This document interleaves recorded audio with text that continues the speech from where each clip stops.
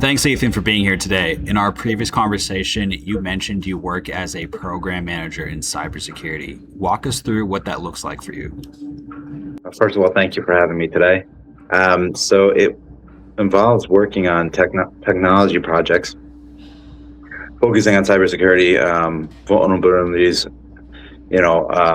trying to prevent the bad guys from getting in to a company where I work.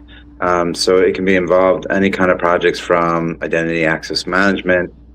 It can be any kind of Active Directory prevention or anything that would prevent anyone inside a company or outside of a company to accessing data or systems that they shouldn't be.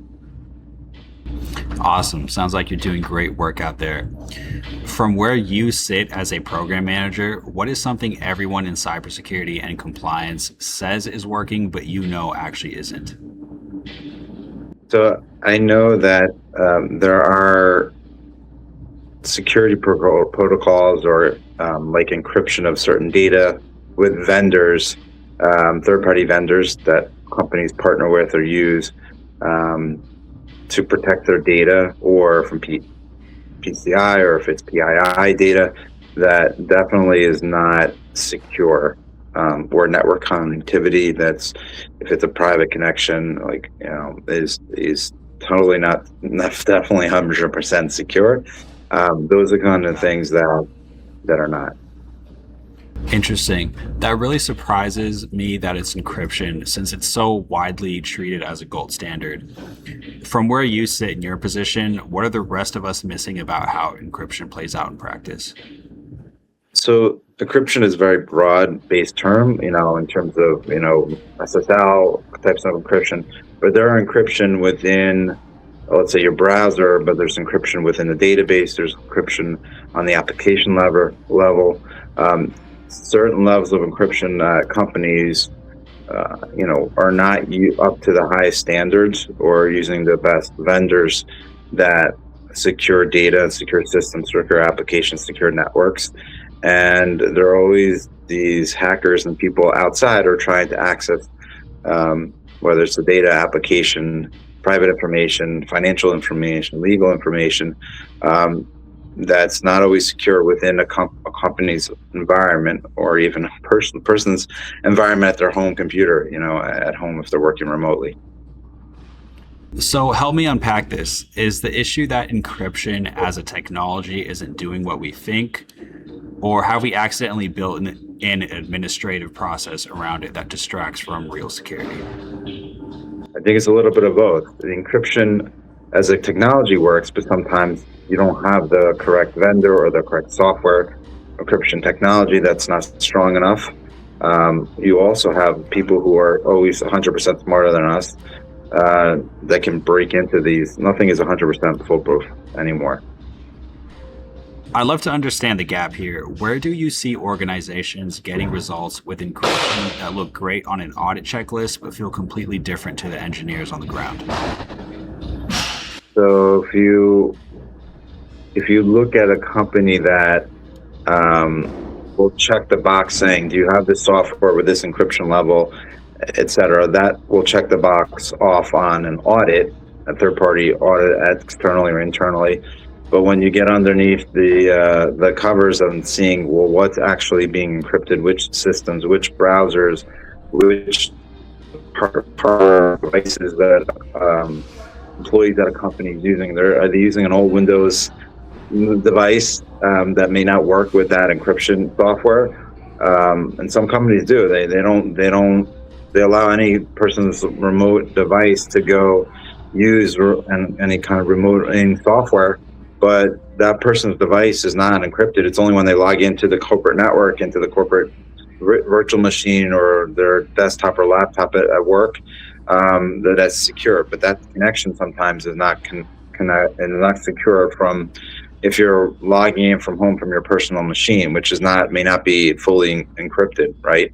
So with a lot of people working remotely since COVID, or even before that, there's risk and exposure there. What measures do you see companies taking to protect that gap when people are working from home? So I think that companies will have a checklist of saying, do you have either you have to have this minimum hardware software requirements, use only these browsers, et cetera.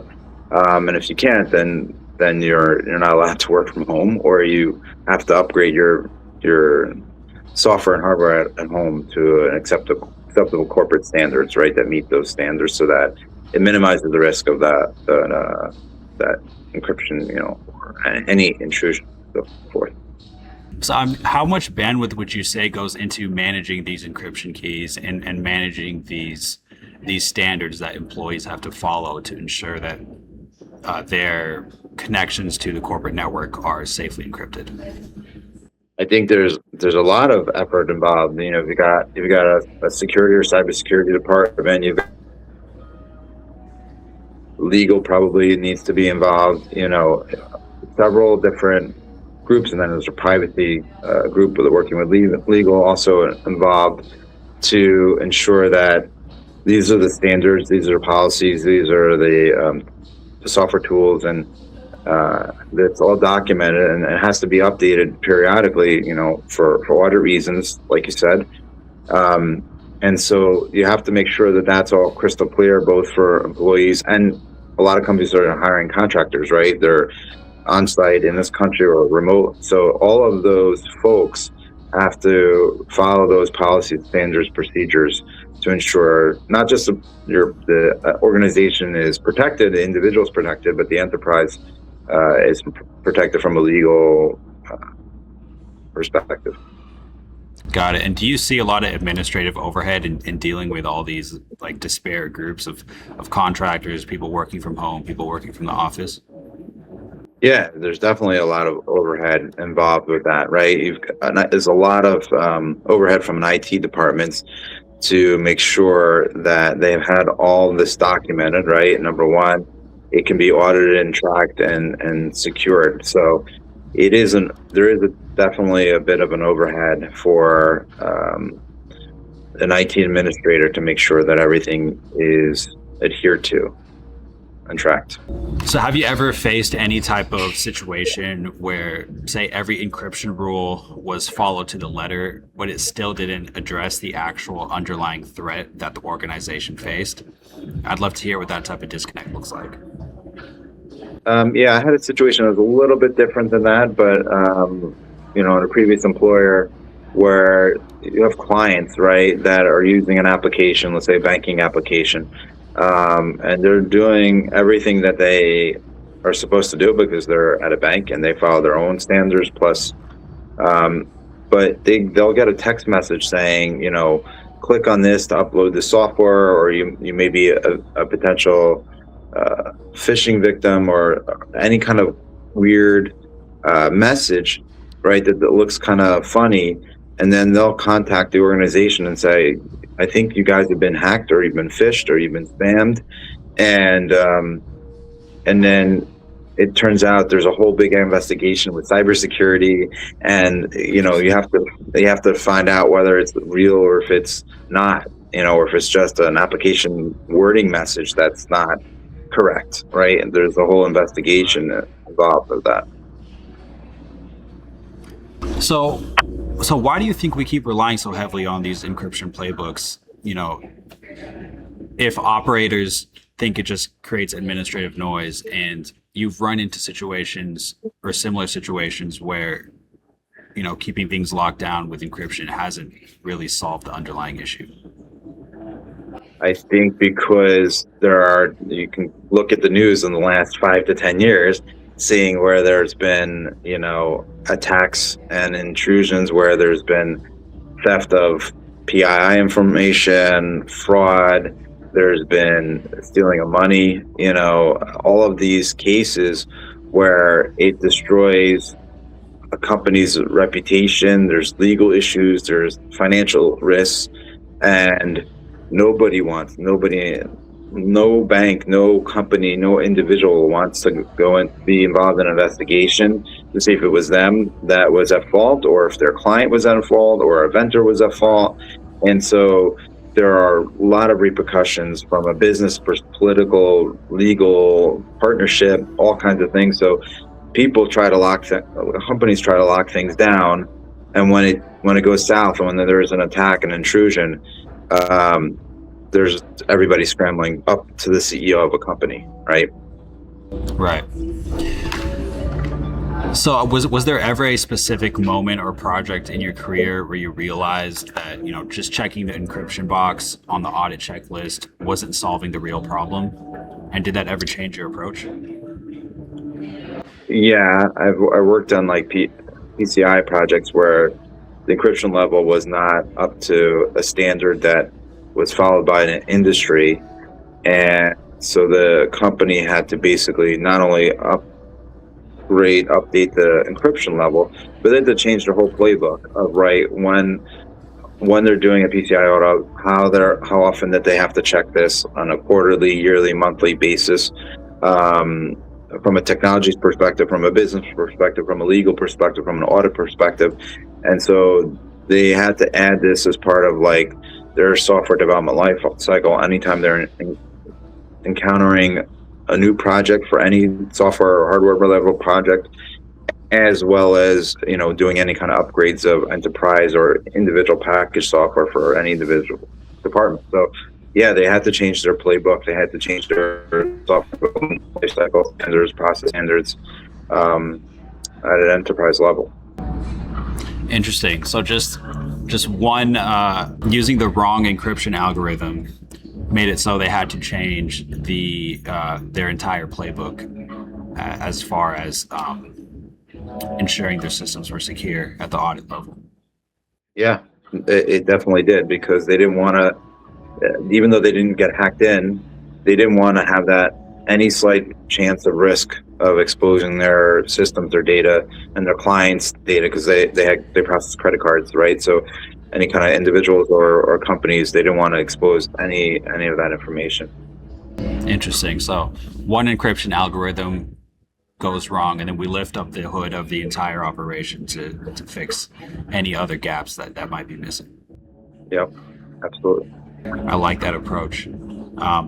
If a young tech company came to you today asking how to set up their data protection, what standard piece of advice would you tell them to question or rethink?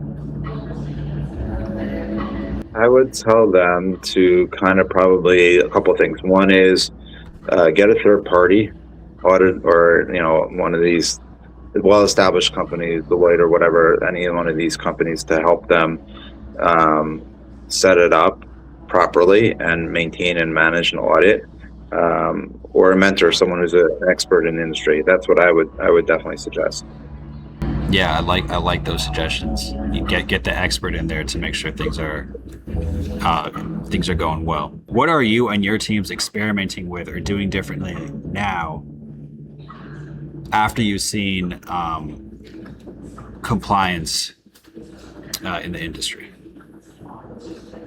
I think one of the things that we're seeing differently is ensuring that employees are trained properly on, different cybersecurity standards, compliance, phishing, all of it. So education is number one.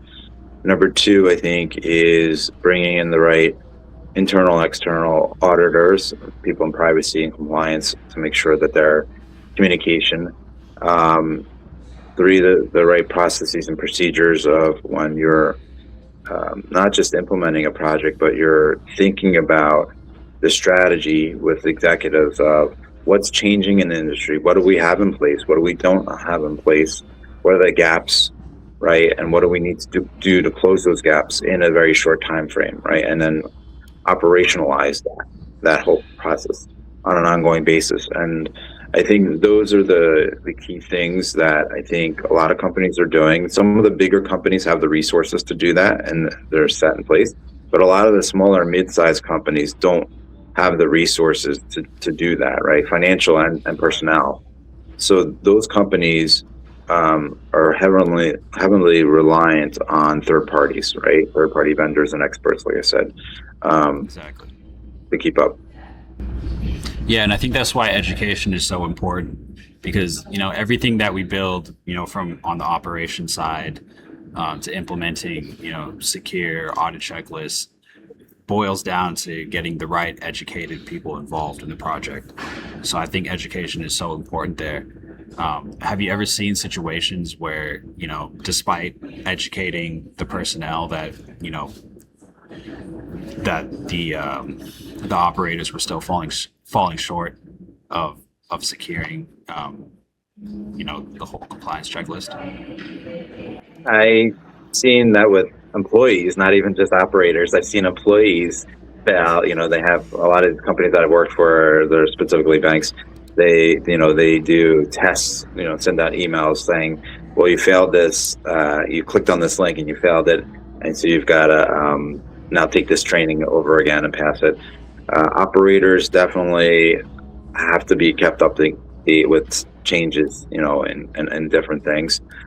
So that's really, I've seen that very rarely, because the operators are the ones that are more typically up to snuff on the changes in the technologies and what they have to do. They're the ones that are just basically usually telling employees, with the backing of cybersecurity, you can't click on this attachment, you can't open this, you have to mark this document confidential, private, or whatever.